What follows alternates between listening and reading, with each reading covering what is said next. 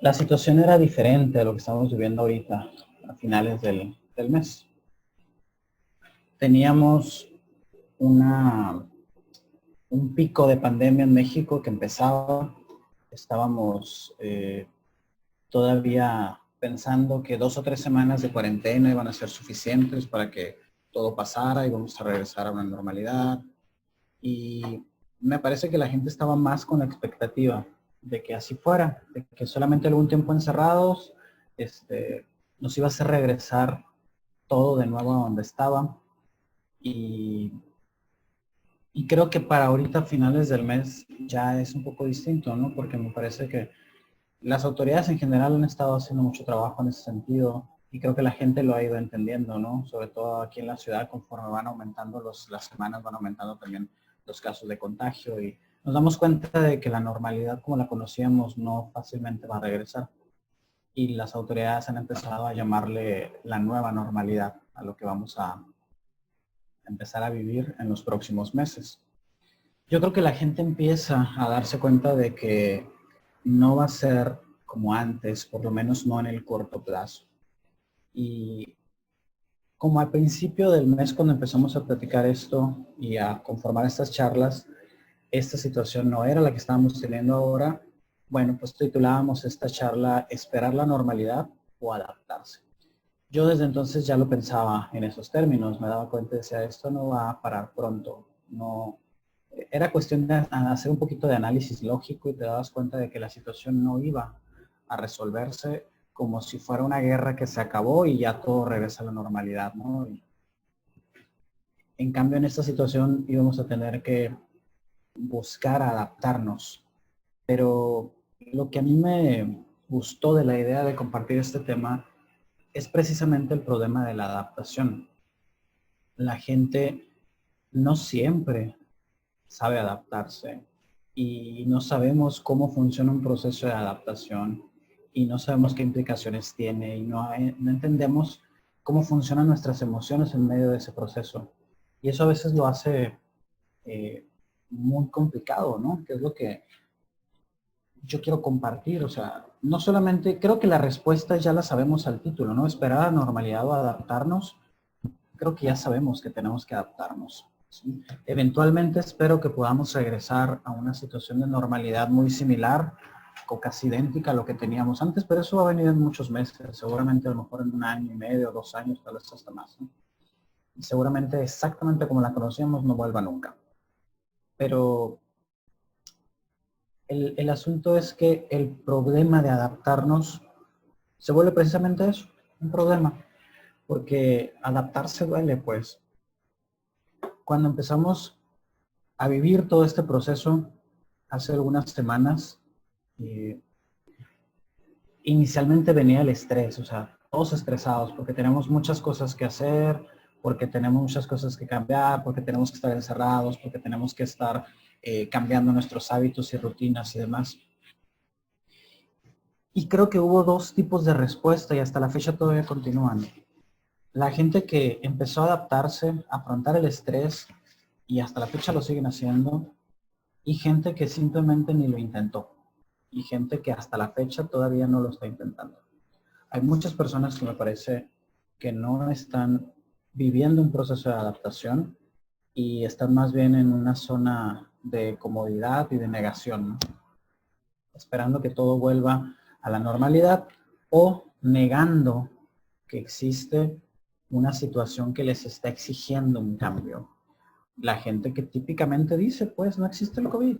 ¿Sí? Entonces, de hecho ayer todavía acaban de ocurrir eventos, creo que en Oaxaca, acaba de haber una comunidad que acaba de hacer un desastre en su población porque dicen que no existe el COVID. Y eso es el reflejo de una incapacidad para vivir procesos de adaptación. Ahorita mi idea es que ustedes vayan entendiendo por qué a la gente le cuesta tanto trabajo adaptarse, ¿no? Creo que adaptarse implica vivir un duelo, pues. Implica afrontar el miedo, implica soltar la comodidad. Tú no vas a poder quedarte donde estabas si no es tan sencillo como seguir haciendo lo mismo que hacías. Tienes que hacer cosas distintas. Cuando vives el duelo, vives un proceso de tristeza, vives un proceso de incomodidad, vives un proceso de enojo. Vivir un duelo no es agradable, no es bonito. Es sanador, sí, pero sanar duele. Y la gente no quiere vivir un duelo, obviamente, pues a quién le gusta estar incómodo, ¿no? A quién le gusta tener que verse obligado a cambiar su estilo de vida. Entonces, afrontar ese miedo también no siempre resulta tan sencillo. Hay quienes se van resistiendo y quienes están en esa negación porque les implica enfrentarse con sus propias emociones. Vivir ese duelo significa que van a vivir esa tristeza y no van a saber manejarla, que van a vivir ese enojo y no van a saber manejarlo, que van a vivir esa incomodidad y no van a saber manejarlo. Vivir un proceso de adaptación implica cierto nivel de madurez. Y eso es una de las cosas que me parece que está afectando muchísimo en la manera en que la gente está manejando su proceso de adaptación. Ya no hay duda, tenemos que adaptarnos. Ya no hay nada que discutir en eso. Y sin embargo, la gente parece todavía estar en un proceso de negación, donde no muevo, solo espero a que regrese. Eso. No todos, por supuesto, no habrá quienes estén haciendo su trabajo, pero creo que en general somos un país, o tal vez un mundo, donde la inteligencia emocional no es nuestro fuerte, ¿no? Y no sabemos enfrentarnos con nuestros propios demonios, nuestras propias emociones, no sabemos manejarlas. Entonces es mucho más fácil decir, no, no están. Entonces es mucho más fácil negar que existe una pandemia que está en todo el mundo y achacársela a quién sabe qué comunidad maquiavélica que está tratando de controlar y acabar con el mundo, ¿no? Porque es mucho más fácil aventarle la responsabilidad a alguien más que hacerme cargo, pues. Cierto nivel de madurez se necesita para que una persona pueda vivir un proceso de adaptación, sobre todo cuando es un proceso que no esperabas, ¿no? Este tipo de negación, este tipo de resistencia, ya lo hemos visto antes. Ya me había tocado en algún fenómeno nacional, incluso mundial tal vez, ver este tipo de reacciones. Y lo han visto ustedes también. Ocurrió hace algunos años, no sé cuántos, 3, 4 años, cuando empezaron a entrar en acción las plataformas de Uber, de Didi, todo lo que hicieron con la tecnología para ofrecer servicios de transporte público. ¿Se acuerdan ustedes de las manifestaciones que hicieron los taxistas en muchas partes del país? Incluso aquí en Mexicali. Aquí en Mexicali nos tocó, como en muchos otros lugares, cómo los taxistas golpeaban los carros de Uber o incluso golpeaban a los choferes de Uber. En Tijuana me acuerdo de un caso de un muchacho que creo que cerca de la Garita le pusieron una golpiza a unos taxistas porque era Uber. Y hacían manifestaciones enormes, el Zócalo lleno de taxis, el Zócalo de la Ciudad de México, lleno de taxis diciendo ¿qué era lo que querían los Uber? Perdón, los taxistas. Decían, queremos que se vaya Uber. ¿Sí? Uber es ilegal, no es competencia legítima. Y ponían un montón de argumentaciones para explicar una sola cosa. No somos capaces de adaptarnos. Esa era mi perspectiva. A lo mejor no lo explica del todo, a lo mejor no es completa, pero creo que era una parte importante. Al final, ¿qué fue lo que sucedió? ¿Uber ya se fue? Uber continúa. No solo Uber continúa, entraron otras plataformas como Didi, como Cabify, y actualmente tienen que vivir los taxistas con esa competencia. Significa que todo el berrinchote que se aventaron a nivel nacional no les sirvió para mucho. ¿Sí? De todas maneras, siguen con la competencia que tanto quisieron quitar. ¿Por qué? Porque les obligaron a salir de su zona de confort. Les dijeron, ya no va a ser tu vida como la conocías. Y entonces en lugar de decir, híjole, qué mala onda, es momento de adaptarnos, es momento de hacer otras cosas distintas. En lugar de hacer eso, lo que hacemos es entrar en un proceso de negación y decir, no, yo quiero que las cosas sean como yo las conozco, como las sé manejar y como me gustan, porque me tienen cómodo. Entonces quiero que todo vuelva a ser como antes, así que quiero que se vaya a Uber. ¿Sí? Todo ese proceso era un proceso de adaptación que los taxistas tenían que vivir y les costó mucho trabajo, como suele costarnos a la mayoría de los humanos vivir procesos de adaptación como esos. Actualmente ya te encuentras plataformas de taxistas.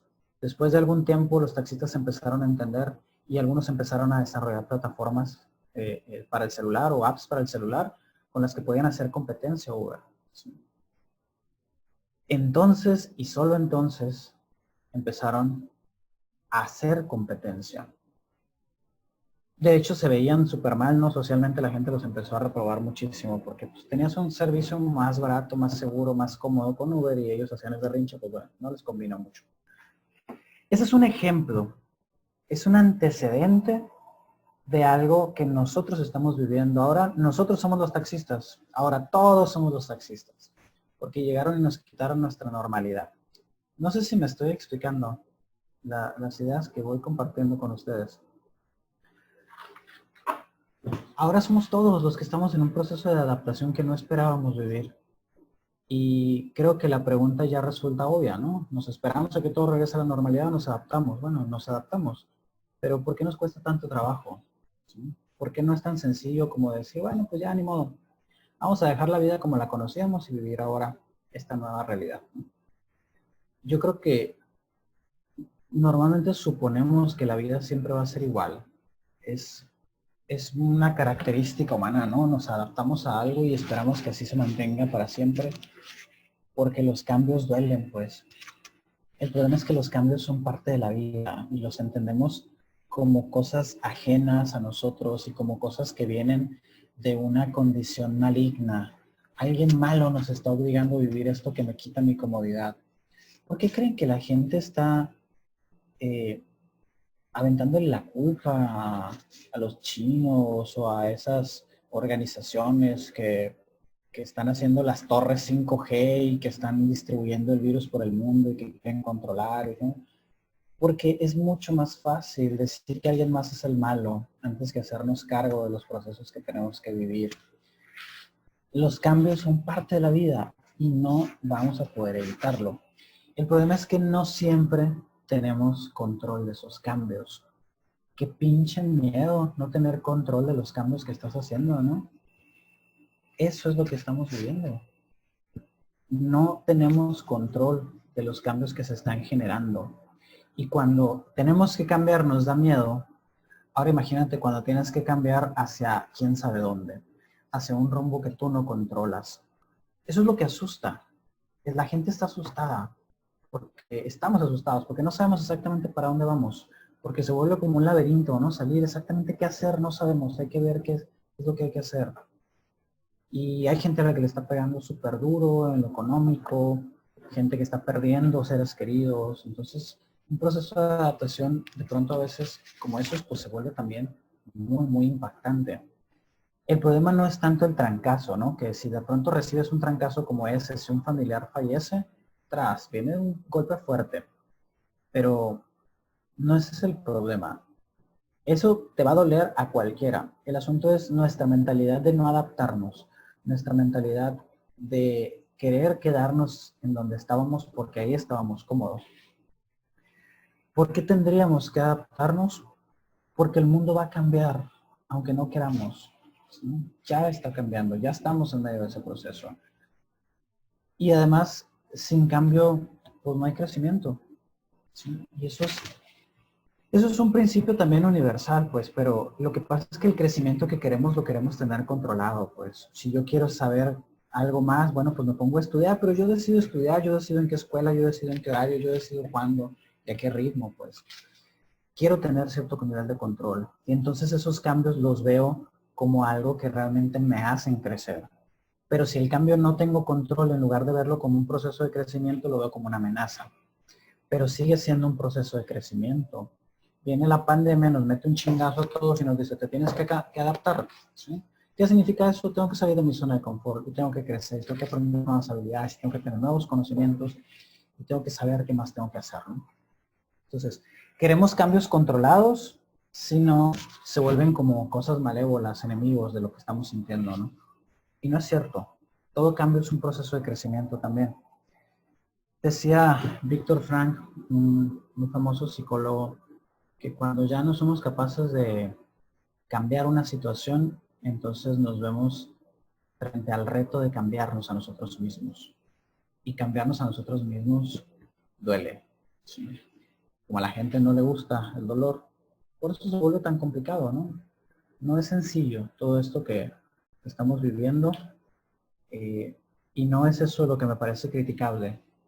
Lo que me parece un poco criticable es la actitud de no querer adaptarnos, no tanto que nos duela, no tanto que le tengamos miedo, no tanto que nos sea difícil, eso es así, no hay nada que hacer, pero tenemos que buscar cómo adaptarnos, si no, no lo vamos a lograr. Adaptarse duele, pero es completamente necesario, pues.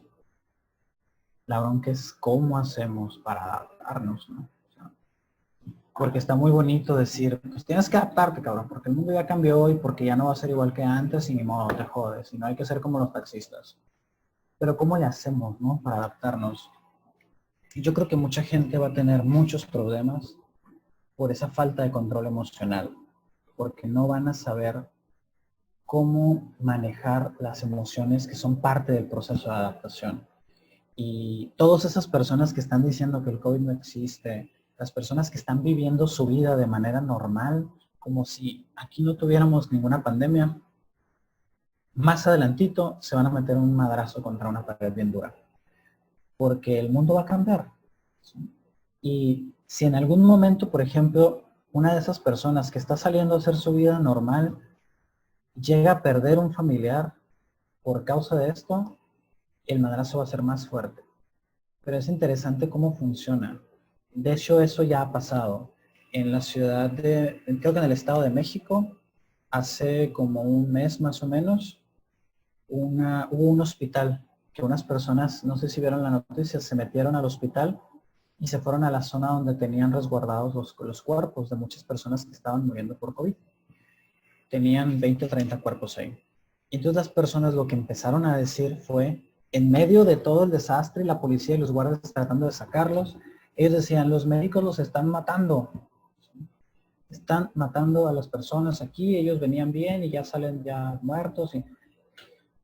Entonces está bien interesante cómo una señora que estuvieron entrevistando, porque se volvió una noticia nacional, una señora que entrevistaron dijo, mi hijo está ahí, está muerto. Un día después o 2 días después salió la información a la luz de que el muchacho este que había muerto tenía como 30 o 31 años, acababa de salir de la cárcel. Él estaba internado en una cárcel y lo dejaron salir como medida de protección para no tener el confinamiento tan fuerte o que no hubiera tanta gente pues en las celdas. Entonces a muchos internos de los cerezos los dejaron salir y los llevaron a arresto domiciliario. Este muchacho era uno de estos casos y lo tenían con una pulsera con GPS y le dijeron, tú no vas a estar encerrado, pero debes quedarte en tu casa. ¿Sí? Y este muchacho salió y se fue de fiesta y se fue con los amigos. ¿Sí? Como una semana después estaba en el hospital, ¿sí? Y murió. Y su mamá fue una de las personas que se metieron al hospital a decir que los médicos estaban matando. Y cuando le preguntaron a la señora, ¿qué pasó? La señora dijo, es que los médicos mataron a mi hijo. Nosotros sabemos que no existe el COVID. Esa declaración me lleva a mí a la misma conclusión, pues, ¿no? No me quiero enfrentar con mis emociones. No quiero vivir el proceso de adaptación. Por tanto, decido responsabilizar a otros y negar aquello que no me conviene aceptar. ¿Sí? Aquello que me obliga a cambiar, mejor lo niego. Incluso en casos como esos, pasan estas cosas. Tarde o temprano, la señora va a tener que aceptar que su hijo no se lo mataron los médicos, que su hijo murió porque salió de casa, se fue de fiesta, se contagió y no se cuidó. Y terminó muerto un muchacho de 30 años, algo así, ¿no? Es muy joven. Pero seguramente dejó que las complicaciones llegaran muy lejos, pues, ¿no? Si se cuida a una persona de 30 años es mucho más complicado que fallezca, hasta donde tengo entendido. Creo que lo primerito que tenemos que hacer para poder adaptarnos es entender qué es lo que está pasando, entender qué es lo que estamos viviendo. Si no hacemos ese trabajo, nos va a costar mucho vivir el proceso. Y creo que lo primero que tenemos que entender es qué es este asunto de la zona de confort, que es donde estábamos antes de que llegara la pandemia. Todo lo que conocemos, lo que ya dominamos, los ambientes en los que nos movemos, las personas con las que nos relacionamos, esa es nuestra zona de confort. Aunque esté muy bonito o aunque esté muy feo, ¿sí? Aunque sea feliz o aunque sea muy infeliz, los ambientes donde me muevo, esos son mi zona de confort. ¿Sí? Entonces, aunque yo discuta todos los días con mi pareja, ¿sí? Y tengo una relación que me hace muy infeliz, esa es mi zona de confort porque es lo que conozco, porque es lo que domino, porque ya sé cómo funciona. Me sé mover en ese ambiente. Esa es mi zona de confort. ¿Por qué saldríamos de la zona de confort? ¿Por qué si ya lo conocemos? ¿Por qué si ya lo dominamos? Pues por lo que decíamos hace ratito, ¿no? Por el crecimiento. ¿Sí? Porque si no sales de tu zona de confort, no vas a desarrollarte y no vas a lograr más cosas. Mucha gente se queda toda su vida ahí, pero eso es decisión de cada quien. Pero cuando vienen cambios obligados como estos, nos va a costar más trabajo, ¿no? Ahorita no te preguntaron si querías salir de tu zona de confort, más te sacaron. Entonces, el problema es que la gente que no está acostumbrada a salir de su zona de confort va a vivir este proceso más difícil porque no tiene los recursos. ¿Sí? Si yo tengo que resolver un problema para los que no tengo herramientas, pues me va a costar más trabajo. Y eso es lo que va a vivir la gente que no sale de zona de confort, no está acostumbrada, pues va a vivir este proceso de manera más difícil. Y si es más probable que sean los que están negando y los que están saliendo como si no pasara nada. ¿Qué necesito para salir de zona de confort? Necesito madurar y necesito vencer el miedo o enfrentar el miedo. Le tenemos un montón de miedo a fallar. Le tenemos un montón de miedo al qué dirán. Le tenemos un montón de miedo al ridículo. Y esas cosas las tenemos que enfrentar. Si no, no vas a poder salir de ahí. Pero nos detienen mucho, muchísimo. Nos da mucho miedo fallar. La gente cree que fallar es, o lo definen muchas veces como fracaso. Y yo le digo a la gente, es que las palabras que utilizas para definir lo que te ocurre determinan en muy buena medida la calidad de tu vida. Si yo fallo, estoy hablando de un error, es algo que se puede corregir, es algo que puede enderezarse, pero si yo lo defino como un fracaso, pues parece que es algo que ya no tiene remedio, ¿no? Ya no hay nada que hacer. Y si lo asumo como parte de mi historia de vida y más aún como parte de mi personalidad, pues entonces soy un fracasado. ¿Sí? ¿Qué hago? Pues nada, aquí ando por la vida fracasando, pues soy un fracasado. ¿Sí? Entonces me defino así y no me doy permiso de afrontarlo. Y no me doy permiso de darme cuenta que sí puedo hacer otras cosas. El miedo tenemos que enfrentarlo, no hay otra manera. Si tú no afrontas un miedo, siempre te va a perseguir, siempre, y te va a limitar. Porque la función del miedo es esa, pues. El miedo te dice, te tienes que detener, porque hay algo que te puede dañar. El problema es que lo asimilamos como todo lo que no conocemos. Cualquier cosa que no conocemos no vaya a hacer que me dañe, mejor me hago para atrás, ¿no? Entonces, tenemos que afrontar ese miedo a fallar, tenemos que afrontar ese miedo al que dirán, tenemos que afrontar ese miedo al ridículo. Y enderezarse es necesario porque sí nos vamos a equivocar. Pero una vez que aprendes a enfrentar el miedo, te vas dando cuenta de que descubres recursos personales. No es de trancazo, no es de golpe. Y eso es importante. Luego la gente quiere enfrentar el miedo así de madrazos. ¿Sí? Dicen, a ver, yo le tengo miedo a tal cosa, entonces lo quiero hacer, ya tengo que hacerlo. Y entonces quieren dar un salto tototote y no lo logran y dicen, mira, ¿viste cómo no lo logré? Mejor déjame refugio en mi zona de confort. Tienen que entender también que es un proceso, pues. Sí, el miedo se enfrenta, pero se enfrenta de la manera correcta, poco a poco. Si no, no te va a dar para tanto. Otra cosa que creo que tenemos que tener presente es que adaptarnos implica, además de salir de zona de confort, implica afrontar un duelo. Y el duelo también es un proceso. El duelo me va a tener enojado y me va a tener triste y no va a haber nada que pueda hacer para que esas dos emociones no aparezcan.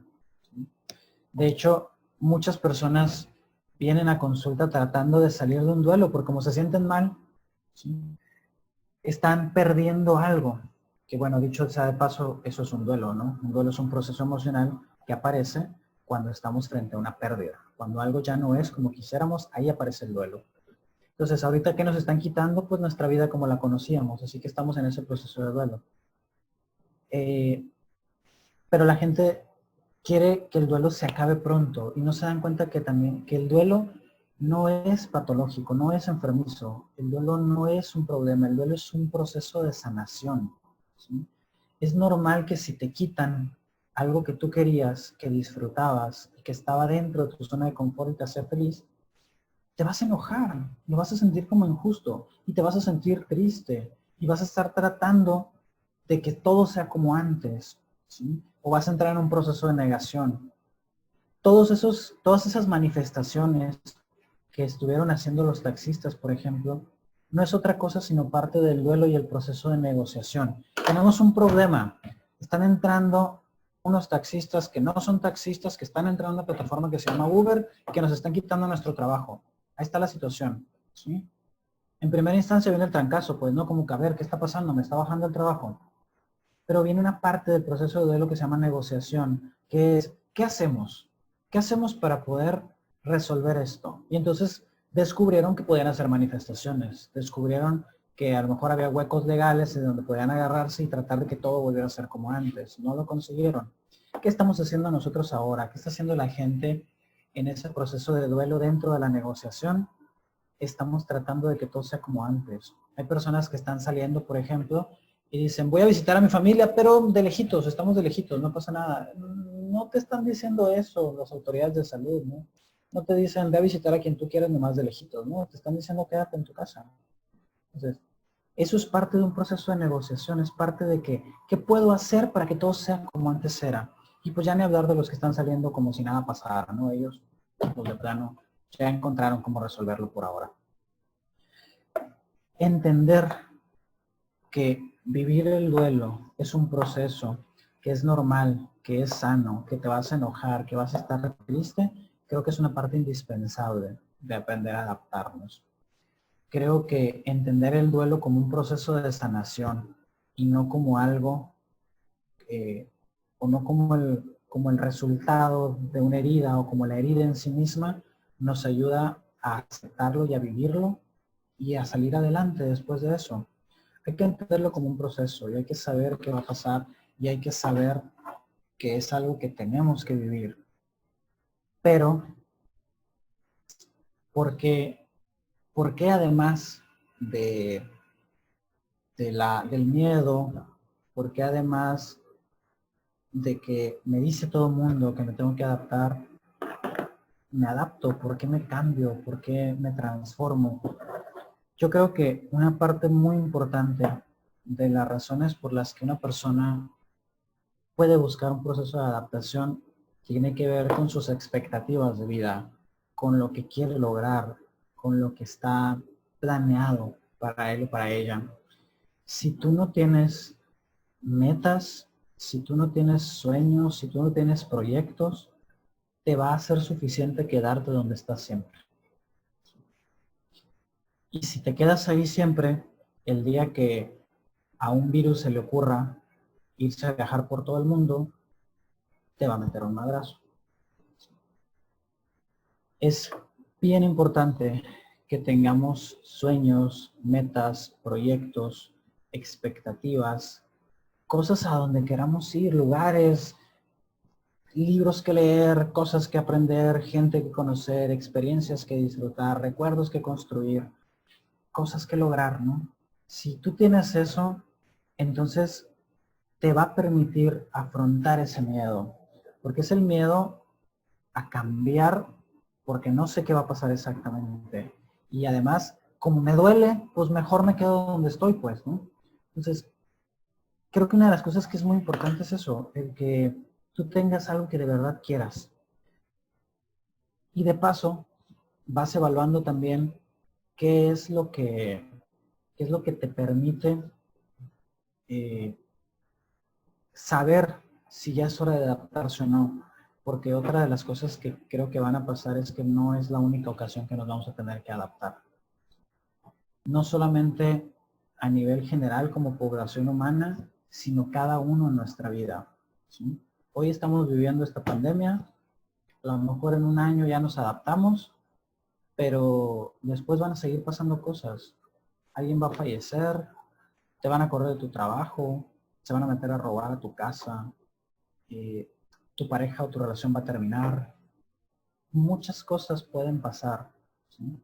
Que impliquen una falta de control, ¿sí? Los cambios que planeamos, pues no hay bronca. Si yo decido casarme, si yo decido tener hijos, si yo decido cambiarme de ciudad o de trabajo, pues yo lo decidí, pues, pero a veces nos van a pasar cosas que no están en nuestro control y es bien importante ir evaluando cuándo es necesario cambiar, cuando ya las cosas como están no están siendo suficientes, cuando mi cuerpo ya no me responde como antes, ¿sí? O sea, de pronto hasta la propia edad nos va llevando por diferentes etapas, ¿no? Y a veces, o más bien en algún momento a todos se nos va a chingar la rodilla y ya no vamos a poder funcionar como antes, ¿no? Entonces, ir evaluando es muy importante y además ir esperando el cambio. Pero en ese esperar, pues irnos moviendo, planear ese futuro, soñar. Tú tienes planes, tú tienes metas, tú tienes proyectos. Ok, ponle fecha. ¿Sí? Ponle una fecha porque si no le pones una fecha lo vas a ir aventando con frente todo el tiempo. ¿Sí? Si no dices lo voy a hacer este año, pues siempre hay más años, creemos, ¿no? Es como cuando tienes una tarea que hacer y dices, pues mañana la hago. No, pues las metas las hacemos igual. Si no le pongo una fecha, también la aviento para luego. Es bien importante que tengamos metas, pero que además les pongamos fecha. Porque si no lo hacemos, entonces no nos ponemos activos. Entonces hay que trabajar, las metas no se alcanzan solas. Y cuando vayas avanzando en ese proceso, te tengo una buena noticia. Te vas a equivocar, la vas a regar y vas a tener que adaptarte. Y eso al principio no te va a parecer una buena noticia, pero luego te vas a dar cuenta de que te permite crecer mucho. Te vas a dar cuenta de que te permite aprender a afrontar la frustración. Te vas a dar cuenta de que te ayuda a crecer. ¿Sí? Lo importante es que no cambies o no abandones la meta, sino que corrijas el camino. Y creo que es un poco lo que estamos haciendo todos, pues, ¿no? Ahorita, bueno, los que están tratando de adaptarse, estamos viendo cómo se hace para adaptarse a una pandemia. O sea, esa pinche información no la tenemos disponible, la estamos creando apenas. Porque resulta que todos los que estamos vivos, pues es nuestra primera pandemia, ¿no? La del H1N1, la verdad que sí dejó muchas expectativas desilusionadas, ¿no? Decía un meme que veía yo hace un tiempo, a este fin del mundo sí le están metiendo producción, decía. No como al del 2012 y no como al del 2009 con la influenza. No, este sí está bueno. Entonces, tenemos que, en ese proceso de adaptarnos, pues nos vamos a equivocar, pero corregir. Hay que corregir, hay que saber que no debemos cambiar las metas. Pero eso solo va a pasar si estamos hablando de las cosas que realmente quieres. No de las cosas que te dicen que debes querer, no de las cosas que todo mundo parece querer. De las cosas que realmente quieres, las cosas que realmente te mueven, las cosas que realmente te motivan, las cosas que realmente quisieras vivir, esas son las que te van a mover.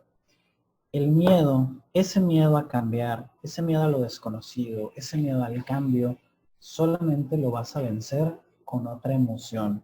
Yo te recomiendo el deseo. Yo te recomiendo el que quieras algo, ¿sí? Porque si no tienes algo así, si no lo sueñas, si no lo proyectas, si no lo disfrutas en tu imaginación, no va a haber, o muy pocas cosas van a haber que te ayuden a enfrentar ese miedo. Te va a costar mucho más trabajo salir. Entonces, más o menos, a grandes rasgos, creo que la conclusión es la siguiente. ¿Tenemos que adaptarnos o nos esperamos a que todo regrese a la normalidad? Estamos de acuerdo con que hay que adaptarnos, ¿no? Es absolutamente necesario. Qué lástima por los que no lo están haciendo, el mundo los va a obligar más adelantito. Y para poder adaptarnos creo que tenemos que vivir ese enfrentarnos con nuestras propias emociones, con esa frustración, con ese estrés, con ese miedo, con esa tristeza, con ese enojo, y no hay otra forma, ¿sí? Porque si no te vas a quedar ahí atorado, haciendo el berrinche, quiero que todo sea como antes, quiero que todo sea como antes, y mientras te quedas sin trabajo, te quedas sin comer, te quedas sin familia, te quedas sin salud mental. Más o menos es lo que quería yo compartir con ustedes. No sé si me alcancé a explicar la idea, lo relevante que me parece para mí vivir la experiencia de aprender a adaptarse. Si ya hemos vivido esto, pues la pandemia es un madrazo más. No es bonito, pero tenemos recursos, ¿no? Y si no vivimos la experiencia de adaptarnos, creo que va a costar mucho más trabajo. Creo que va a ser más doloroso, ¿sí? Ojalá no estemos ninguno de nosotros en esa chingada situación. Bueno, más o menos es lo que quería compartir con ustedes.